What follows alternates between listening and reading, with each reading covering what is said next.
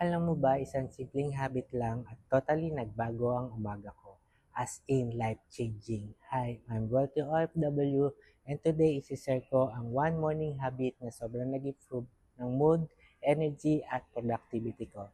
Before, lagi akong groggy pagising, rush palagi, late mag-breakfast, tapos stress agad. Pero nung sinimulan ko ito, iba yung flow ng morning ko. The habit? Journaling for 5 minutes every morning.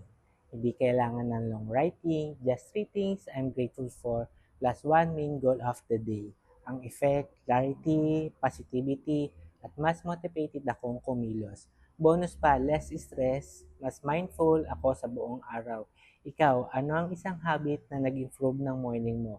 Comment below, baka matry ko rin. If you found this helpful, don't forget to like, share, and follow for more simple habit na makakatulong sa'yo araw-araw.